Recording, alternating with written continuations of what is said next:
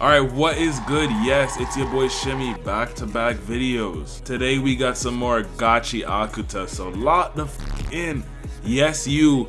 Now let's get into it. Boom. We start with this guy casually aura farming on the top of a building and someone calls him.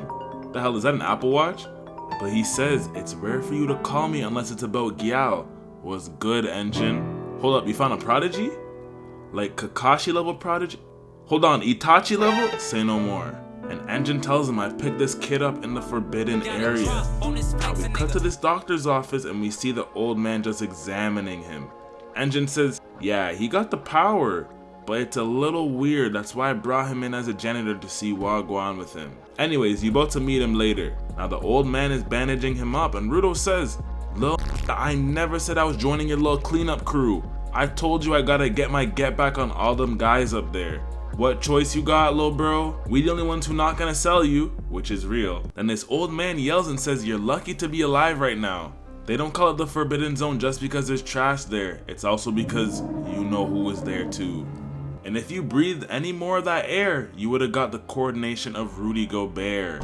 Okay, I'm actually done hating now. Not until next season starts. Now he's finally fixed up and he leaves the hospital. He goes to Enjin and he says, I appreciate you for covering my bill, gang. I'ma get you back when I get up there, twin. And he says again, I'm just here for information. I'm not trying to be a janitor. Lil, did you not see how them people almost sold you? Once anyone finds out you're a sky person, you're cooked. No one down here is giving you any information for the free ski. So he takes him to a burger spot and bro finally got a decent meal.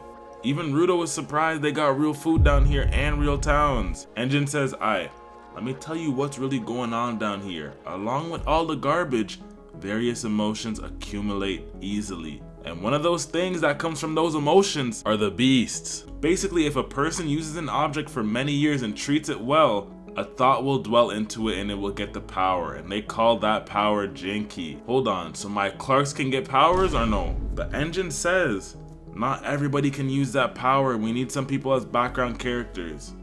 I'm not a background character and you're not a background character either, so you can use that power too. So he says the janitors are an exterminating organization. We pack those monsters up. That's why we need more givers. Notice how bro hasn't said a word about payment yet? Bro is about to do volunteer work. Now Rudo starts thinking and he says, if I join, you'll tell me how to get up there, right? Get up where? The sky? Oh yeah, my bad, twin.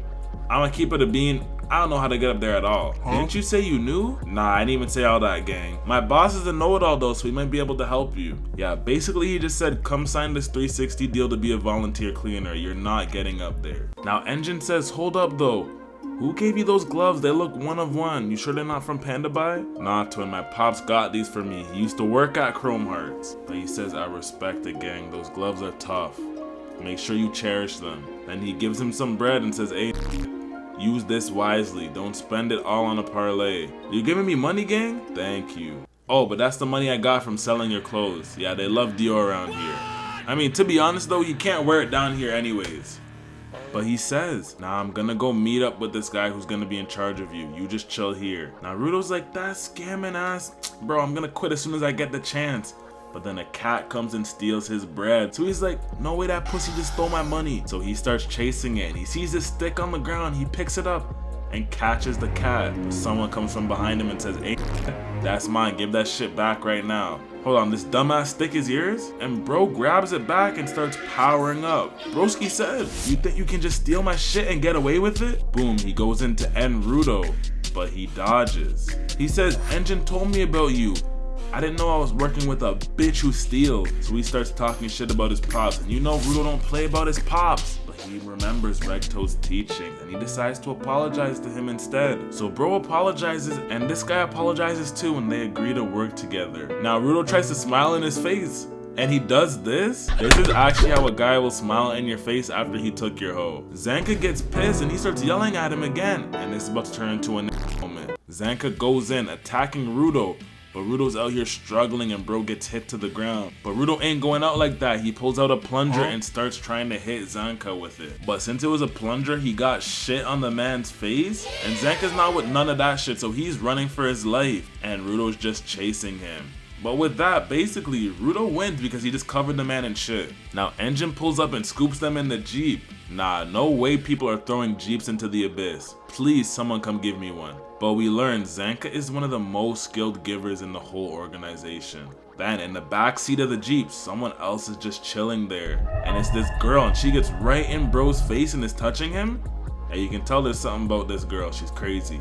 But with that, they go on their way to the cleaners HQ. Boom, they're driving in the whipski and they go into this secret hole. They park up and the whole squad gets out. They finally arrived at HQ. So they walk in and find shit at the desk is watching them. Enjin says this is our receptionist, Semiyu. And instantly she goes in with the quickness and kills these two flies with her fork. Hold on, don't tell me Jackie trained her too. She says, nice to meet you, lil Enjin told me all about you and where you from, but I want to see your potential for myself. And her jinky is those chrome heart glasses she's got on. She can even see a person's potential and their true nature too. So she looks at his and she just sees black. Shorty's like, what the fuck? Enjin's like, what did you see? She's like, I mean, he's got good physical ability. His harmonization with the jinky is really good, but bro's gotta get in the lab because it's not really stable. We're gonna have that Nine Tails Naruto cloak type of problem. But with that, Enjin says, I'm gonna go meet the boss right now. But why is bro looking back at her like that? Don't tell me he's cracking that. Enjin says, we got about 100 people in our organization. We got janitors, combatants, guards, supporters, cheerleaders. That's only the bad bitches though. So they go to meet the ones who are here, and Enjin says, don't worry, it's not really all of them. Here, they open the door and everybody is just staring at bro. This is like when you see the new at your job and you're just staring at him because he don't know what he's about to get into. Hold on, is that a child? Yeah, you can tell these guys are desperate. So they go to the boss's room to go meet him, and Enjin says, don't ask the boss about his ability. I mean, we don't even know what his ability is, but just know he's top dog around here. So they go to his room, open his door, but the boss is not there. He's on a business trip right now. Then Shorty comes in and says, why don't we let him be an apprentice and watch us go out on a mission? And Shorty turns to him and says, I want to know more about you. Yeah, bro needs to watch out for this one. I don't know what's wrong with this girl. Shorty even winks at him too. Now the mission is from the residents of a town near the contaminated zone. Basically, there's a small group of beasts pulling up to the barricade. Now Semiyu explains there's zones that are safe for people and then there's contamination zone which is not safe, like Chicago, Michigan, you know. And the place they found Rudo is in the forbidden zone. And they found at least 6 different forbidden zones, and the average person dies instantly once they've entered that zone. So if Enjin wasn't there, bro would have been packed up regardless. So she gives him a mask and Rudo's just looking and he's like, this place is just garbage everywhere. And he starts thinking though, do the people up there know what's really going on down here? Or are they just trying to kill niggas? So Rudo goes to Riyo and says, okay, who the hell are these guys? Oh, they're supporters. They ain't got no powers, but they help the man them out when we need them to. Now they're on the lookout and we just start to see the beast pull up. Why does that look like the thing from Ancient Magus Bride? Rudo's panicking. He's like, I thought it was supposed to be easy. But Riyo says, don't worry.